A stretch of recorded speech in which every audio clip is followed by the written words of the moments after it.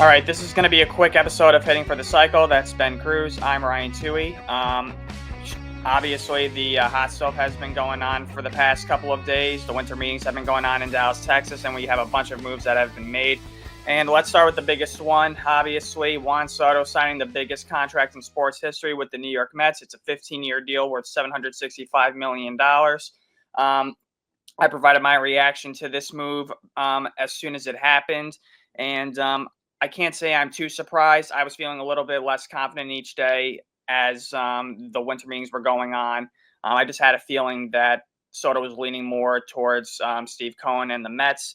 As a Yankee fan, it's painful, but at the same time, I won't get too mad with the fact that they won't have to deal with contracts of that size when they already got a bunch of other contracts like Cole, Stanton, Judge, and Rodon. That's already a bunch of money that they're already committed to. So this would have been a big burden as well, and it would have. I feel like it would have been very tough to build a good team around these guys if they were dedicating that much money to one guy. So Ben, what was your reaction? Yeah, I'm not surprised. Obviously, had you guys haven't getting Soto back, but it was going to be really between the two New York teams at the end of the day. I know that obviously my Red Sox, the Blue Jays, they're obviously kind of some out-of-time teams looking in. But the biggest thing when I look at it was the money talks and Steve Cohen. When the Mets got him 4 or 5 years ago, he really hasn't gotten that massive big fish just yet. And I think that he was looking for this guy for the last couple of years outside looking in. So they finally got this guy, and I think that now he is going to be the iconic figure that the Mets have been asking for years. Because really, obviously, they've looked at kind of the big brother in the New York Yankees is kind of the team that they've looked at for so long in terms of all these stars that the Yankees have had and a lot of great ones. And the Mets have obviously had some solid ones, but nothing that's like really iconic. And now obviously you bring a guy like Juan Soto, who's not even in his prime yet, for the next 14, 15 years. So I think it's going to be a win-win for both sides. I think for the Mets now, they really have a good core between Soto, Lindor, Vientos, and we'll see specifically about Pete Alonso. He has not been signed yet. In terms of for the Yankees, I thought that House Steinbrenner made a very good overall offer. I mean, I think that 15 years. Obviously, the AAV, the emulates in terms of a pass incentive about the Mets going over 800 mil, right? So, they did everything that they could. And if the Yankees just try to keep on bidding to try to tie the Mets offer, I still don't think that Cohen's going to get outbid. So I think that there's a certain number out there for the Yankees, and they didn't want to keep on going. The Mets get their guy. And I also think that for the Yankees, yes, it obviously sucks to lose a guy like Soto, but you just got to remember that you guys might be better for the long term for this too. Yeah, I agree with you there. If the Yankees just kept offering Soto a new contract, a new deal, Soto was just gonna Cohen, I'm sorry, was just gonna up the ante here. Yeah. Like if the Yankees said, "Here's 770," the Cohen would have went, "Here's 775." It would have just kept going on. It's gonna be like a game of like blackjack, or like you're at the casino and it's like, all right, I'll put this bid in, and the guy next to be like, all right, I'll keep going. And that's essentially what the overall bidding was going to go for the Yankees and Mets for. Yeah, and Cohen has more money than the Steinbrenner, so he's the richest owner in all of Major League Baseball. So the Yankees, yeah, they didn't stand a chance basically going up against Cohen the longer the negotiations went with Juan Soto. But yep, Juan Soto is a New York Met, and he will in all likelihood be a Met for the rest of his career. So that's that. And now we're going to get to another pretty big deal. This one was a little surprising. Willy Adames signed a 7-year, $182 million contract with the San Francisco Giants. And this is the largest outlay in franchise history. And I didn't really see this coming. I mean, the Giants were mediocre last year. They didn't really do much. And Willy Adames, though, agreed to a deal with them. I think but the Giants, they have talent. It just really depends on which direction they go in with this talent. I mean, I think that, within a couple of years, they can get back into contending for the National League West and fighting for the playoffs. Maybe Adames is the spark plug that this team needs in order to propel that future to go forward. What did you think about this move?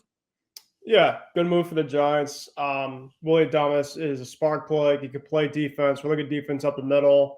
And, it's kind of a Giants type of move. I don't think that they're going to go over the top and pay the Pete Alonsos, heck, they were obviously in the running for the Carlos Correa sweepstakes a couple years ago. Obviously, Aaron Judge, the Arsenal Judge, known for the Giants. So, they obviously had to do something.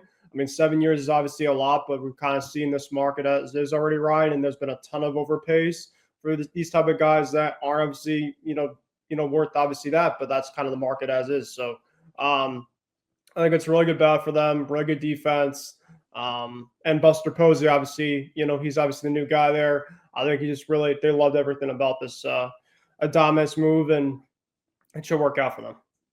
Yeah, and he's going to be joining a pretty solid infield that includes Matt Chapman and Marco Luciano, who the Giants have very high hopes for their future as well.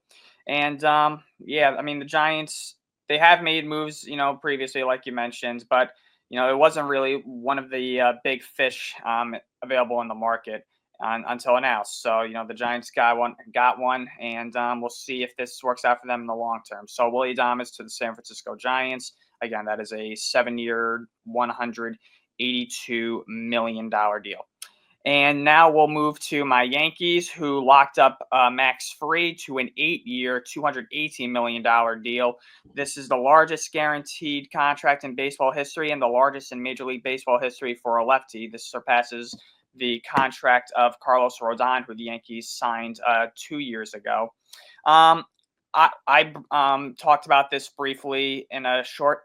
I think Max Fried's a good pitcher, and I don't blame the Yankees for going out and acquiring him. I think it's a good move. However, I think the Yankees could have gotten him for a cheaper deal, if you ask me. I think if they offered him maybe like 5 or 6 years and maybe under $200 million, maybe like 170 or 180, I think he would have taken that. I think the Yankees might have overpaid a little bit here.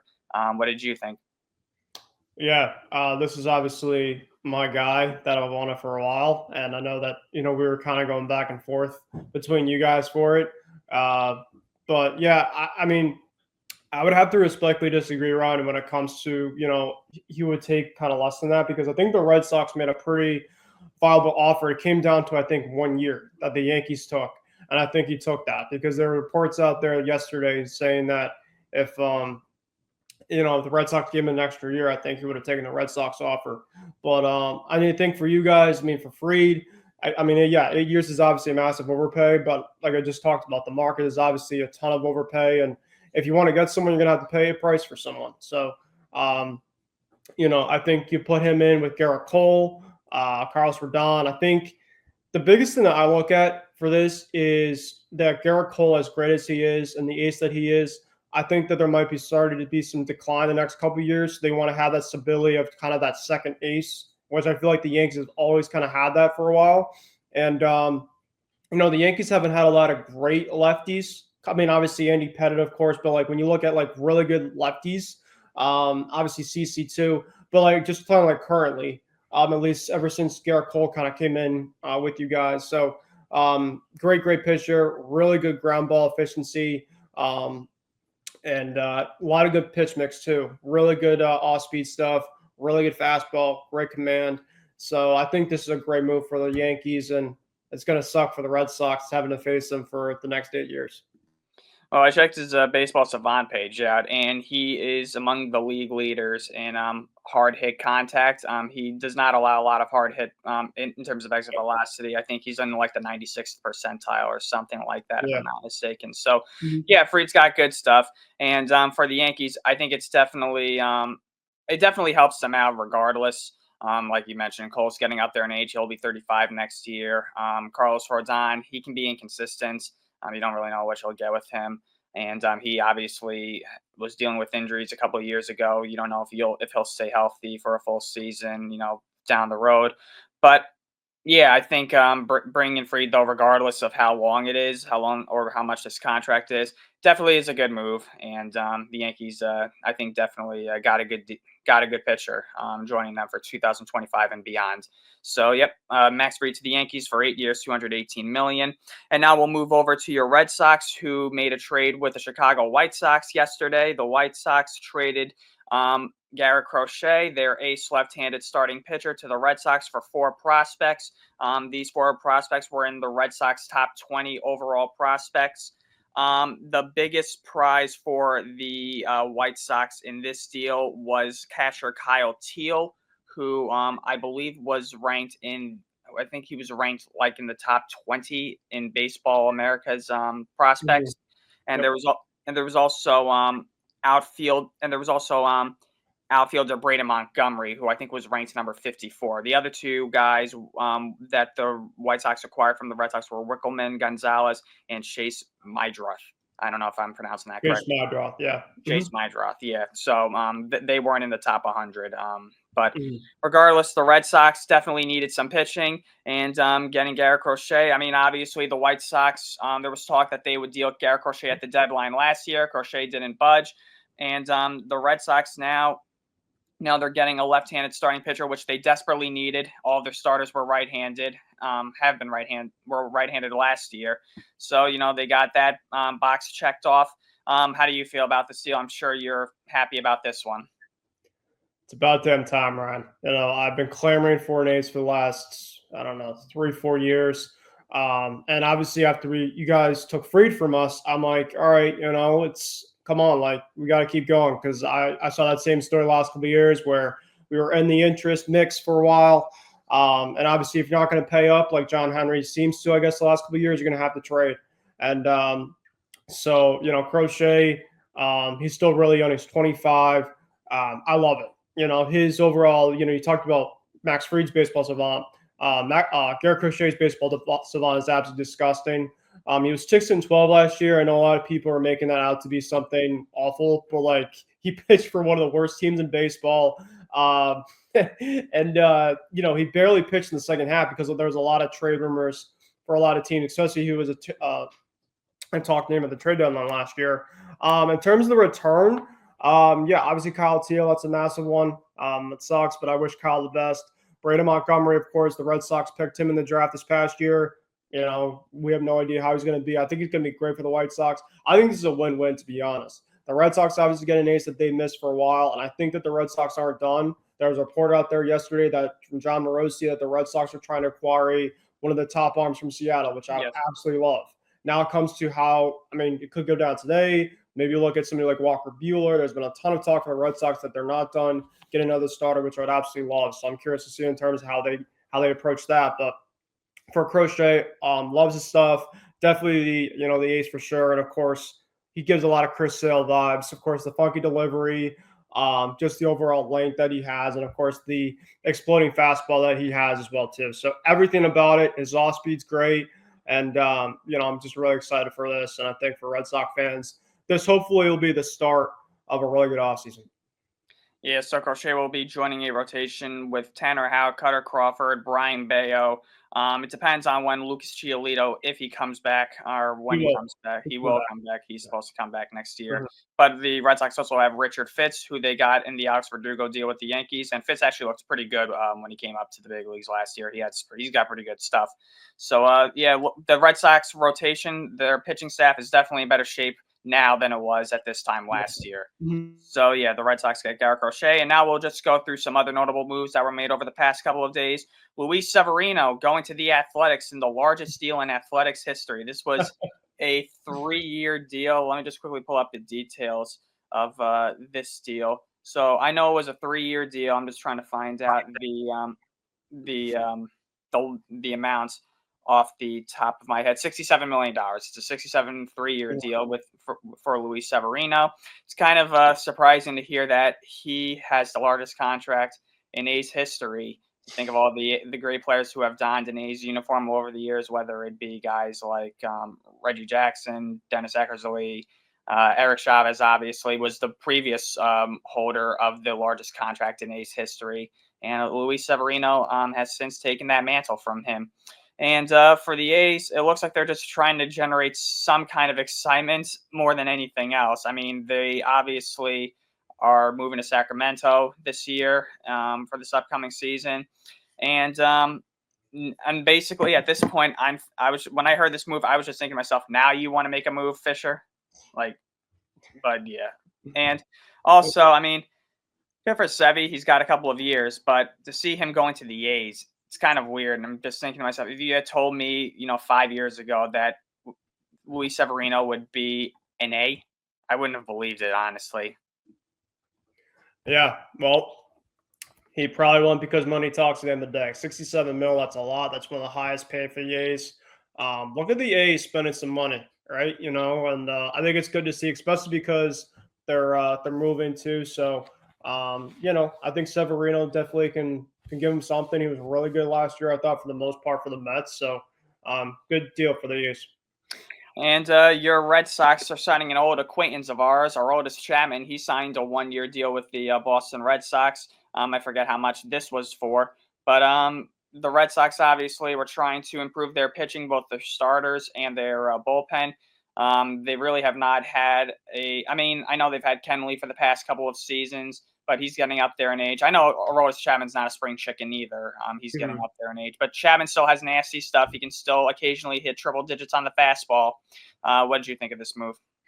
Yeah, I mean, from what it looks like from Craig Breslow, what he's trying to do, at least between getting Aroldis Chapman and Garrett Crochet, is he's trying to get a lot when it comes to velocity and strikeouts. This is something that the Red Sox been missing for the last couple seasons, and I know a lot of people really hate Aroldis Chapman off the field, and deservedly so. I'm not the biggest fan of him, but when you look at the overall stuff, I think that this could be something where the Red Sox can figure. I mean, I don't think he's going to be the closer. He could obviously be kind of a guy, right? The Red Sox look at a guy that reportedly we're looking at Tanner Scott, Kirby Yates, and Devin Williams, right? So I think that, if you maybe get a guy like them, right, if Martin and Kenley, which reportedly look like they're going to leave, Chapman could be a guy that can kind of either come in if a guy needs, somebody goes down or, somebody needs a day off or something.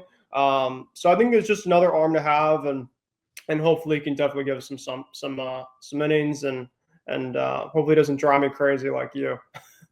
Well, one guy who did drive me crazy was Clay Holmes, and he signed a 3-year, $38 million deal with the New York Mets. Again, the Mets scooping up an ex-Yankee. Holmes, obviously, for the past couple of seasons, has been primarily the Yankees' closer. He really struggled this past season in that role, blowing 13 saves. The Yankees weren't going to bring him back after that. So the Mets are going to take a gamble on him, and they're going to try and convert him into a starting pitcher. Holmes has never started in the major leagues. He did have experience starting in the minor leagues, I believe.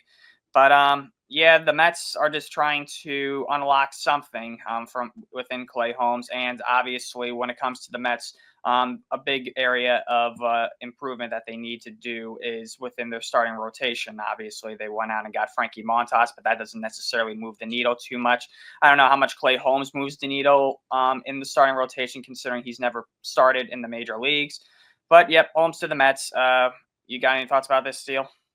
Yeah, obviously this feels like a move for the Mets where they're going to try him as starter. I think there's a lot of teams that are trying to get Holmes as a guy to become a reliever, but the Mets looked at this as a opportunity where he'll start as a starter, and they'll see specifically kind of from there if he's going to be the long-term starter or go back to being a closer or being a relief man.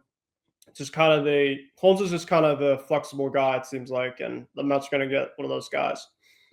All right, and the last move that we're going to cover is that the Cleveland Guardians and the Toronto Blue Jays completed a trade. The Blue Jays are receiving Gold Glover Andre Ginenez and right-handed pitcher Nick Sandlin, and the Guardians are getting Spencer Horwitz and outfielder Nick Mitchell.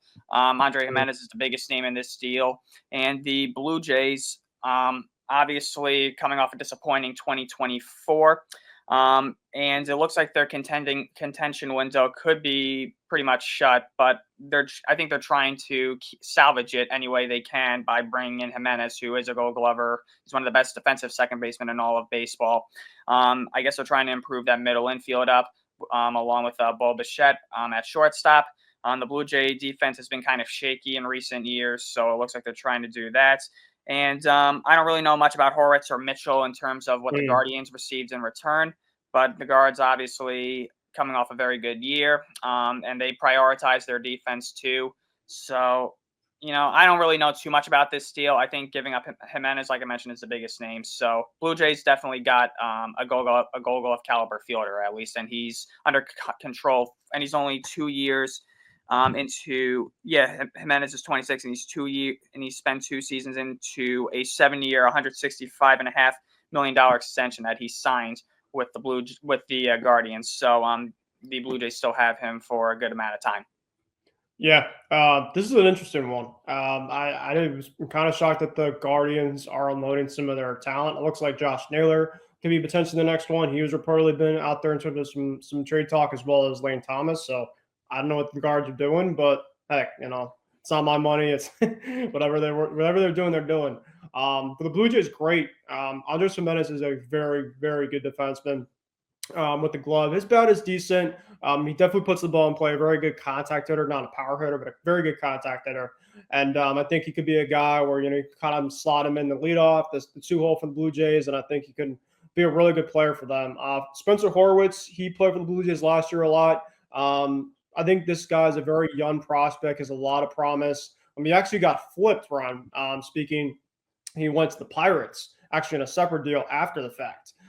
So this is pretty much how much they value Horwitz. But I think that the Blue Jays won this deal, and Jimenez I think will definitely help a lot when it comes to defense. Yeah, I agree too. So those are some of the big moves that have been made over the past week in Major League Baseball. So yeah, we're out of time here. Like I said, this was going to be a short episode of Hitting for the Cycle. We'll be back soon though, and I'm sure we'll have more moves to cover. So that's Ben Kruse. I'm Ryan Touhey. Take care.